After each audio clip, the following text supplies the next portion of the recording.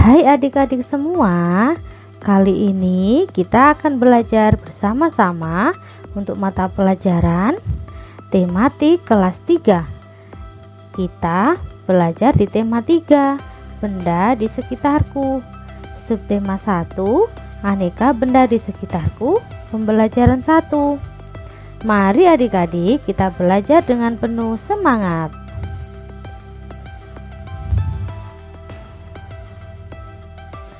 Setiap hari kita melihat aneka benda di lingkungan sekitar. Benda-benda itu dapat membantu aktivitas kita sehari-hari. Benda itu dibagi menjadi dua, ada benda mati dan benda hidup. Benda hidup contohnya ada manusia, hewan, dan tumbuhan. Dikatakan benda hidup karena mereka merupakan makhluk hidup dan bisa bergerak sendiri. Sedangkan benda mati adalah benda yang ada di sekitar kita. Contohnya ada buku, ada tas, ada kalkulator, ada sepatu, dan masih banyak benda-benda yang lain. Benda mati itu benda yang tidak bisa bergerak sendiri atau memerlukan bantuan orang lain untuk bisa bergerak. Benda di sekitar kita beraneka bentuk dan warnanya. Ada benda yang berukuran besar dan ada yang berukuran kecil. Contohnya yaitu roda ban sepeda motor kita bandingkan dengan rodanya traktor. Pasti benda rodanya traktor lebih besar daripada rodanya sepeda motor, seperti itu. Ayo perhatikan benda-benda di sekitar kita. Bagaimana dengan bentuk, warna, dan ukurannya?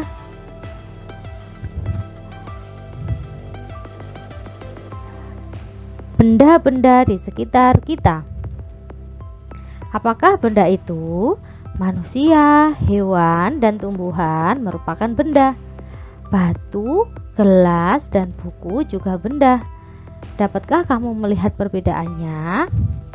Seperti yang sudah disampaikan tadi, bahwa manusia, hewan, dan tumbuhan merupakan benda hidup, sedangkan batu, gelas, dan buku merupakan benda mati. Manusia, hewan, dan tumbuhan merupakan benda hidup, sementara batu, gelas, dan buku merupakan benda mati. Benda adalah segala sesuatu yang menempati ruang dan mempunyai massa. Massa benda diukur dengan cara ditimbang. Manusia, hewan, tumbuhan, batu, dan buku semuanya menempati ruang, dan benda-benda itu juga dapat ditimbang. Bagaimana membedakan benda dengan bukan benda? Apakah cahaya termasuk benda? Bagaimana dengan panas? Cahaya dan panas bukanlah benda. Cahaya dan panas tidak menempati ruang, dan cahaya dan panas itu tidak dapat ditimbang. Setelah kamu membaca wacana tentang benda, amatilah gambar-gambar di bawah ini.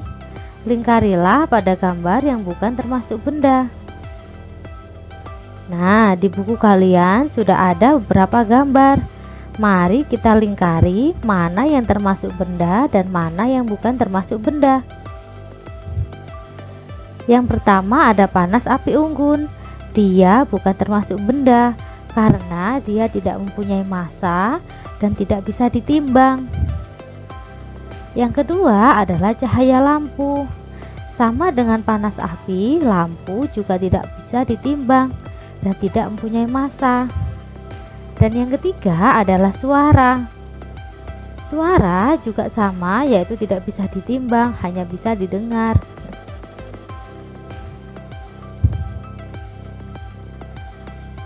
Nah, kamu sudah dapat membedakan benda dan bukan benda, bukan? Perhatikanlah benda-benda di sekelilingmu. Benda-benda itu mempunyai warna, bentuk, dan ukurannya tersendiri. Benda-benda juga dapat dikelompokkan berdasarkan sifat fisiknya. Sifat fisik benda itu misalkan ada warna, bentuk, kekuatan, wujud, ataupun ukurannya. Yang pertama yaitu benda berdasarkan ukuran. Benda yang ada di sekitar kita mempunyai beragam ukuran. Ada yang besar dan ada yang kecil, ada yang panjang dan ada yang pendek. Nah, contohnya seperti lemari. Lemari dengan kursi, yaitu kalau lemari itu besar ukurannya, sedangkan kalau kursi itu ukurannya kecil. Sama halnya dengan buku dan roda. Yang kedua, berdasarkan bentuknya. Benda-benda di sekitar kita mempunyai beragam bentuk. Perhatikan bentuk-bentuk benda di bawah ini. Ada bola sepak, bentuknya yaitu seperti bola. Yang kedua yaitu papan lalu lintas, yaitu bentuknya segitiga. Yang ketiga ada dompet, bentuknya menyerupai persegi atau kotak. Yang keempat ada batu, yaitu tak berbentuk ya, tak berukuran bentuknya. Yang kelima ada figura foto, bentuknya seperti ada yang seperti persegi ataupun persegi panjang. Yang selanjutnya yaitu ada jam beker. Kalau jam beker ini bentuknya macam-macam ya, ada yang lingkaran, ada yang persegi, dan kebetulan di sini bentuknya segitiga. Dan juga yang terakhir adalah papan catur. Papan catur di sini bentuknya seperti persegi.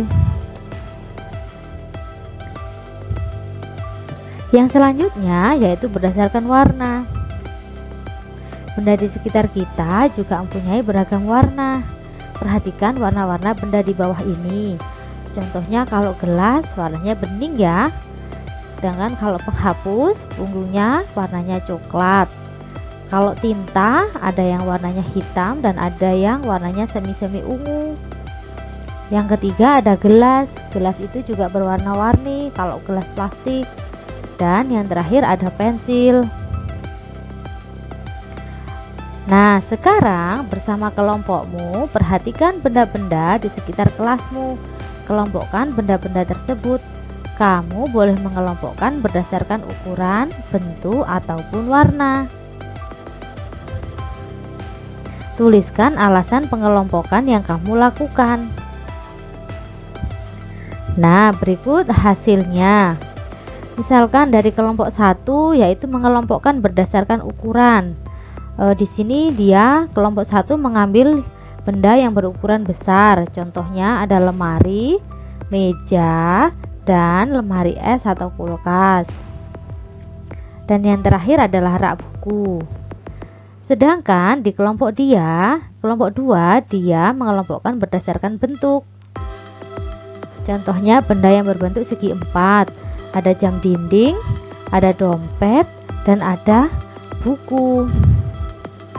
Oh, masih ada lagi yaitu taplak meja. Sedangkan kelompok 3 yaitu mengelompokkan berdasarkan warna. Di sini mengelompokkannya berdasarkan warna coklat. Ada pintu, ada daun jendela. Apakah kamu pernah melihat benda-benda di bawah ini?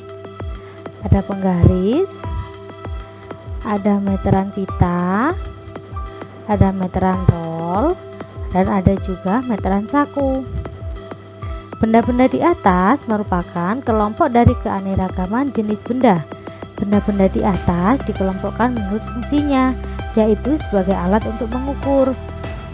Untuk alat ukur yang pertama yaitu berfungsi untuk mengukur benda-benda yang tidak terlalu panjang, misalnya buku ataupun pensil dan yang lainnya. Untuk yang kedua, alat ukur yang kedua yaitu meteran pita. Biasanya digunakan oleh penjahit untuk mengukur panjang kain. Dan yang ketiga yaitu alat ukur disebut meteran roll, digunakan untuk mengukur luas tanah. Dan yang keempat yaitu alat ukur yang disebut sebagai meteran pita. Biasanya alat ini digunakan oleh tukang bangunan, contohnya mengukur panjang kayu ataupun yang lainnya. Setiap alat ukur mempunyai satuan. Perhatikan satuan pada alat ukur di bawah ini. Nah, ini contohnya penggaris. Penggaris itu biasanya menggunakan satuan sentimeter. Satuan yang dipakai pada penggaris adalah sentimeter. Coba cari tahu satuan yang digunakan pada alat ukur yang lainnya ya.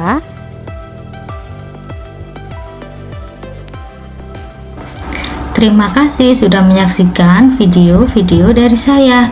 Sampai jumpa di video selanjutnya.